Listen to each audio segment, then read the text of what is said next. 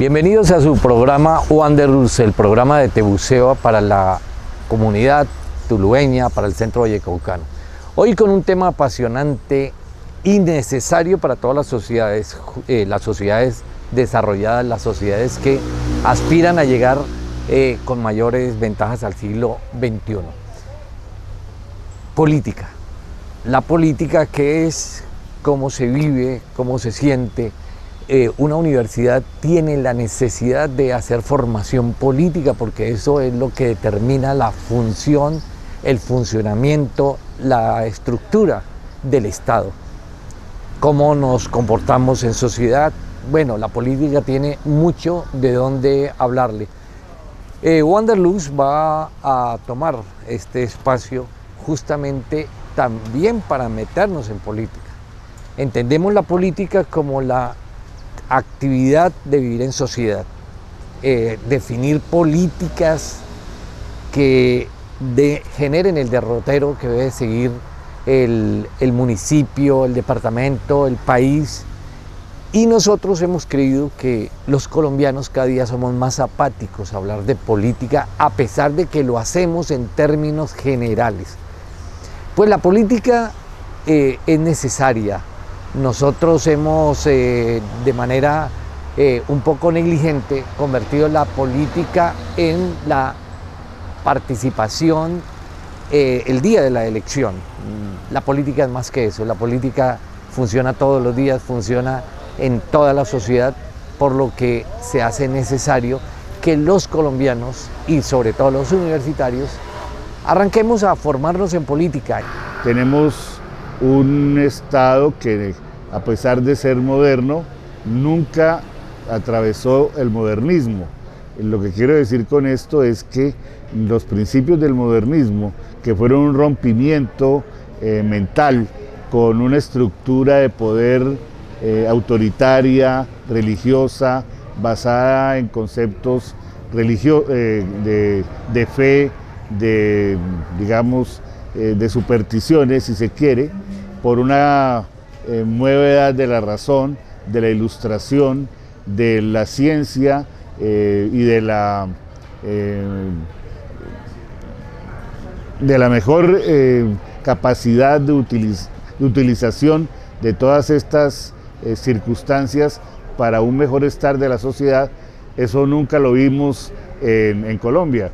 Es decir, nosotros nunca pasamos a la modernidad porque siempre nuestro Estado ha sido signado precisamente por todo lo contrario a estos principios. Seguimos siendo un Estado profundamente dogmático, confesional, que ni siquiera ha sido capaz de construir, a pesar de la Constitución del 91, un Estado laico. Se ha dicho que la democracia es una forma de actuar en la sociedad para elegir a sus entes directivos. La democracia es más que eso. La democracia, evidentemente, que es una forma de política donde el pueblo elige quién lo va a gobernar. El pueblo es quien define cómo vive, cómo siente, cómo se manejan sus recursos, quién genera esa parte administrativa del país. Pero nosotros hemos entendido que la democracia es una forma de participación de un día para elegir los entes de manejo administrativo y ya no más. La democracia como tal es la participación que tiene una sociedad sobre cómo se gobierna, cómo se maneja, cuáles son sus principios, cuáles son sus estrategias de desarrollo. Digamos, la democracia para mí es un sistema político que reconoce la soberanía del pueblo y la posibilidad que tiene precisamente el pueblo para elegir a sus gobernantes y para ejercer cierto control sobre ellos. Cuando hablamos de democracia, entonces nos estamos refiriendo a la manera como la sociedad tiene la posibilidad de participar en las decisiones de la dirección de esa sociedad y obviamente de la manera como se puede orientar el proceso de desarrollo de la comunidad. Es el gobierno de quienes hacen parte de una determinada comunidad, y esa comunidad por consenso establece las normas y los reglamentos que la rigen. La democracia pues es básicamente una forma de organización social muy antigua, que básicamente se define como el poder del pueblo. El poder básicamente reside en el pueblo. Esa es una definición muy antigua, desde la antigua Grecia, desde la antigua Roma. Con el paso de los siglos, ese concepto básico de democracia se ha venido ampliando. Incluye muchas cosas más. Incluye una gran cantidad de libertades, ante todo libertades individuales, que hacen ya parte de ese concepto natural de democracia. ¿Qué comprende hoy un poco la democracia? Comprende un poco la libertad de expresión, la libertad de asociación, la libertad de empresa, la libertad de prensa, un conjunto pues básico de libertades que comprenden y conforman, digamos, todo este concepto. Mucho se habla en la parte popular de que la democracia tiene muchos problemas, la gente no confía en ella, pero básicamente el problema es de todos, no participamos, no actuamos, no generamos. Entonces se va cerrando un círculo a través de la participación y dejamos en últimas esa participación de lado y nos convertimos simplemente en votantes, o sea, democracia representativa. Votamos por alguien y ahí nos quedamos ya. La democracia evidentemente que tiene problemas serios en Colombia. Primero, no tenemos educación democrática. Segundo, no nos gusta participar. Las elecciones las hace el 50, máximo el 60% del caudal electoral. No participamos de los organismos de control. Los organismos de control son fundamentales. No participamos de la distribución de la parte financiera del Estado, no participamos absolutamente en nada, por lo que nos quedamos simplemente en la crítica de lo molesto que es el gobernante, que no hace lo que dice.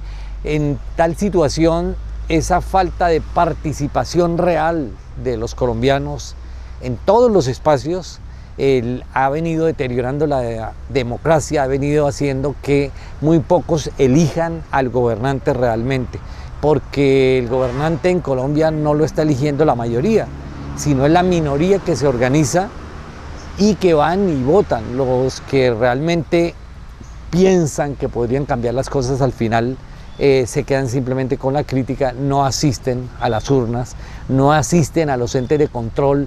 Casi hay que obligarlos para que participen en un grupo de supervisión. Bueno, los colombianos estamos metidos en un problema de participación democrática. Existe un problema estructural de ideas.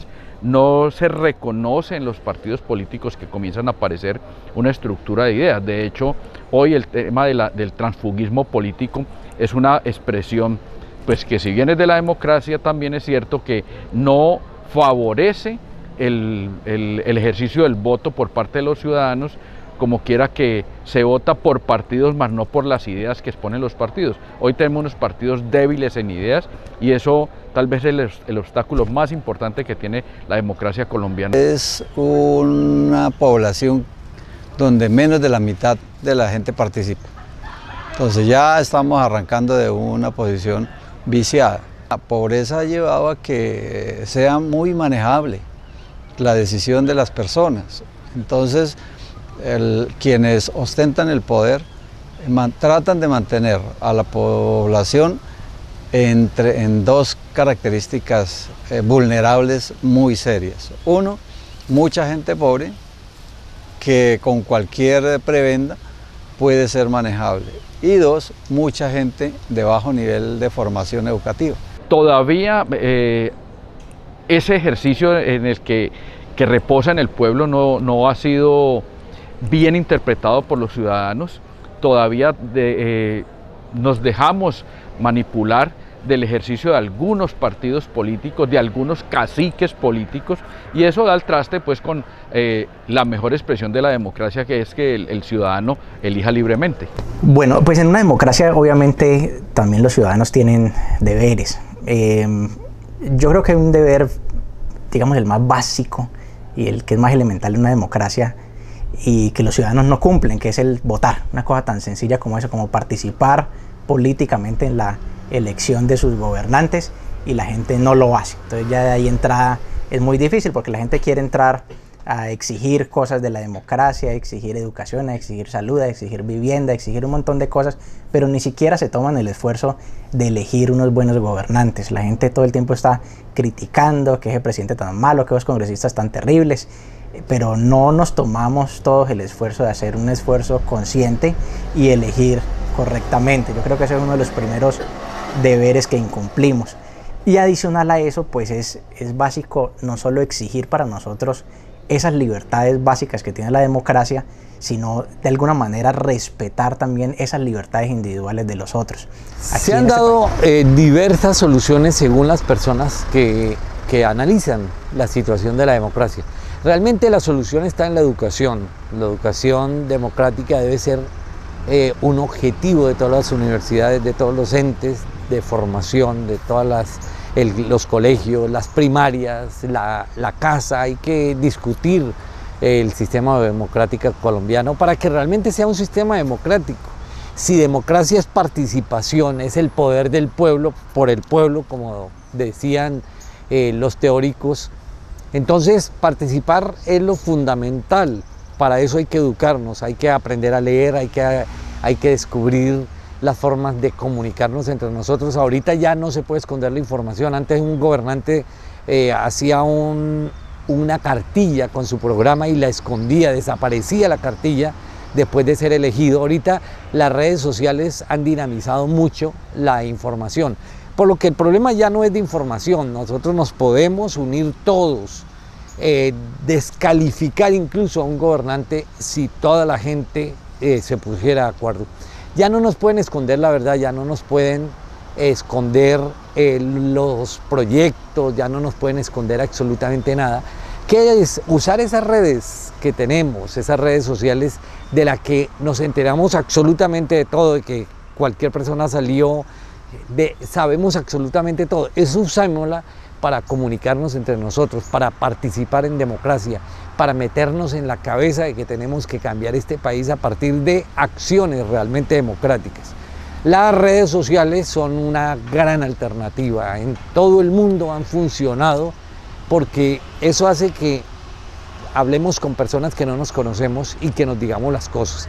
Los gobernantes tienen que ser más serios, más claros, más éticos en todas sus acciones, y nosotros podemos exigir a partir de toda esa enmaraña de comunicación que tenemos y que hay que utilizarla. Y la participación, hay que participar, hay que dejar de la perecita esa que nos da el día de la elección y salir. Hay que ir allá, hay que sacar tiempo para los entes de control, hay que hacer que esta democracia funcione y que nos mejore el país que tanto queremos. Una mejor educación primero, una mejor educación de todos los segmentos que hacen parte de la sociedad colombiana, pero no una educación operativa que transite solamente a crear operarios o a crear, digámoslo así, sujetos instrumentales de un determinado sistema. No, tendría que ser una educación que recupere la vocación crítica de los que se forman en estos sistemas educativos, que recupere, digámoslo así, la individualidad para poder así construir socialmente unas metas comunes. La educación agencia un papel importante, un papel, diría yo, fundamental en la construcción democrática. Por eso algún pensador, que no es el exdirigente deportivo, por supuesto, de apellido Maturana, dice que la democracia es una obra de arte, porque se construye en el día a día, se construye en la cotidianidad, se construye en la colectividad. Eso significa que cada uno de los momentos de la vida diaria del individuo lo deben preparar para ello, desde el hogar, desde las relaciones amorosas, desde el ejercicio de las aulas, desde la misma participación que se puede tener al interior de cada una de esas colectividades, sin duda. la dádiva, etc. Y esa mala práctica, pues decididamente hay que combatirla con más información, con mayor comunicación y con mayor educación. Hoy Colombia, por fortuna, viene creciendo en sus niveles de educación. Sin embargo, la educación en democracia es una educación que todavía deja mucho que desear. Hay que profundizar en ella. A manera de conclusión, determinamos que tenemos un problema fuerte con respecto al sentido democrático. Pero ¿qué puede hacer una persona del común, esas personas que nos están viendo, usted en la casa, usted en el barrio? Pues es pensar democráticamente. El pensamiento democrático no es una ley, no es un artículo, no es una resolución, es la forma como nosotros pensamos. La democracia empieza en la casa, las discusiones, aceptar que el hijo, el padre, el hermano tienen posiciones diferentes y que tienen que ser respetadas. Los colombianos somos muy apasionados y nos molesta mucho cuando alguien trae una propuesta diferente a la que nosotros hemos moldeado, le hemos trabajado bastante tiempo y de pronto llega alguien y nos propone algo totalmente diferente. Eso nos enoja, nos molesta. Pero esa es la democracia es saber escuchar, la democracia es poder discutir realmente, sanamente, aceptar que el otro también tiene parte de la razón. Se empieza a estructurar con los hijos, la discusión con los hijos, con las parejas, con el entramado familiar. Se hace en los colegios, en los espacios comunales, en todas partes, pero si queremos que la democracia funcione tenemos que tener claro de que la democracia es el respeto por el pensamiento diferente.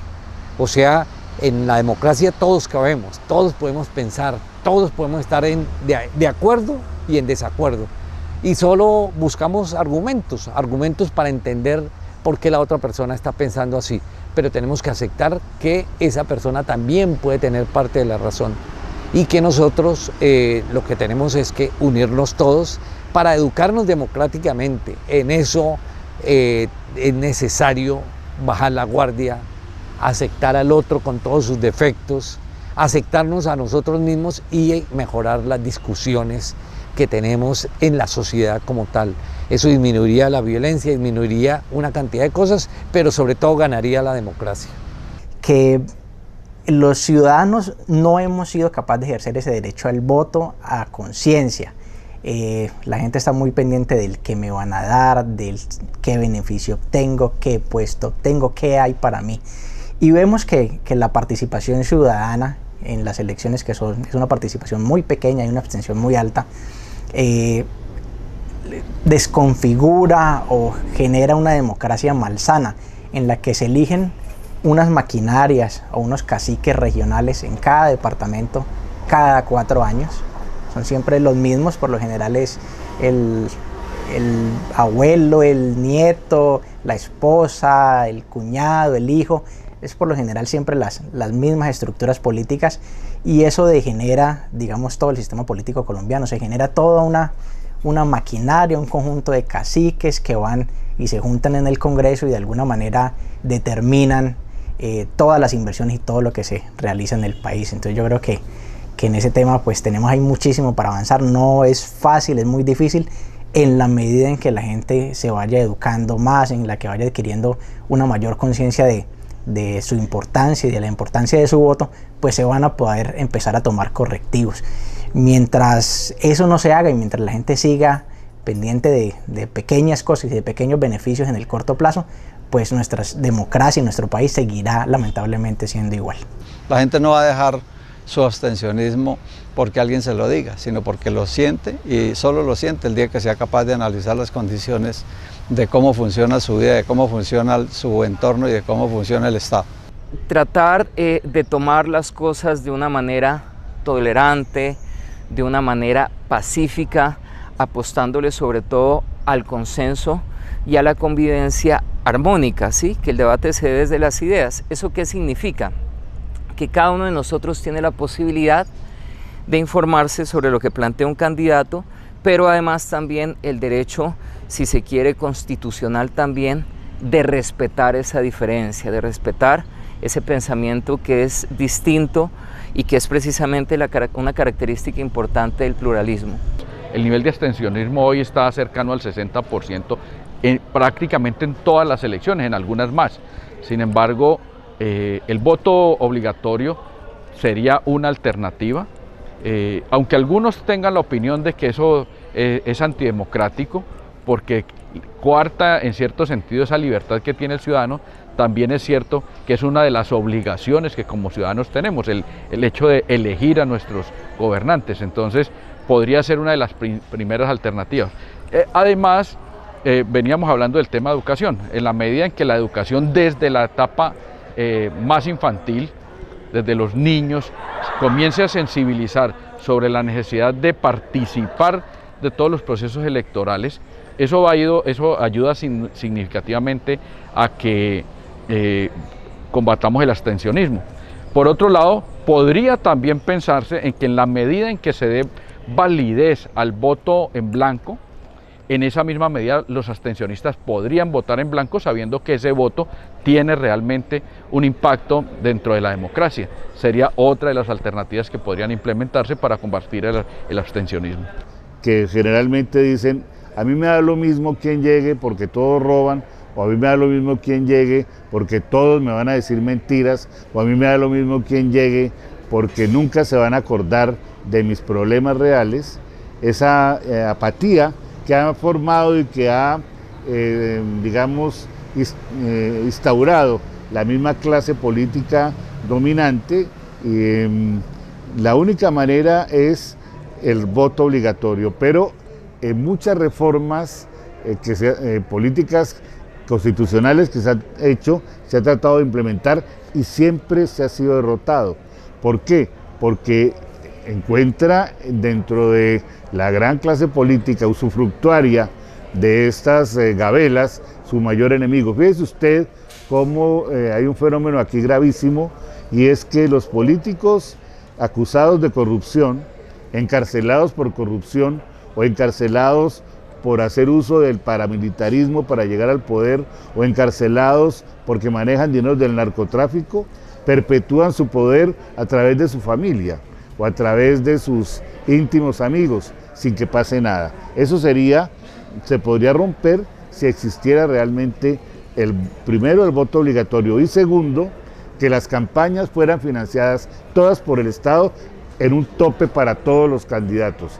Eso evitaría que los candidatos tuvieran que empeñarse a los contratistas para crear lo que estamos viendo actualmente, que realmente no es un régimen que manejen ni siquiera partidos, sino los dueños de los contratos, los dueños del gran poder de contratación, que son en últimas los que de antemano hacen que los políticos se comprometan con su causa económica al financiar las campañas para después sacar el doble, el triple, el 1000% de provecho de esa plata que invierten. A alguien en algún momento le leí que decía que cuando era joven estaba tratando de cambiar el mundo, pero ya que ahora que está viejo, dice, simplemente estoy tratando día a día de cambiarme y de mejorarme a mí mismo. Entonces yo creo que es eso, en la medida en que todos y cada uno de nosotros estemos todos los días en función de mejorarnos, de mejorar nuestro entorno, de ayudar a la gente que tenemos cerca, pues podemos ir seguramente ir cambiando el país.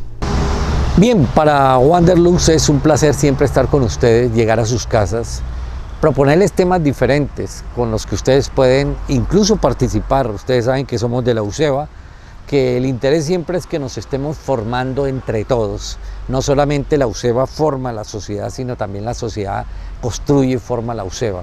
Sus opiniones evidentemente que nos sirven muchísimo a nosotros para mejorar la calidad del contenido y la calidad del programa. Me encanta haber estado con ustedes, como siempre, los esperamos en el siguiente Wanderlust.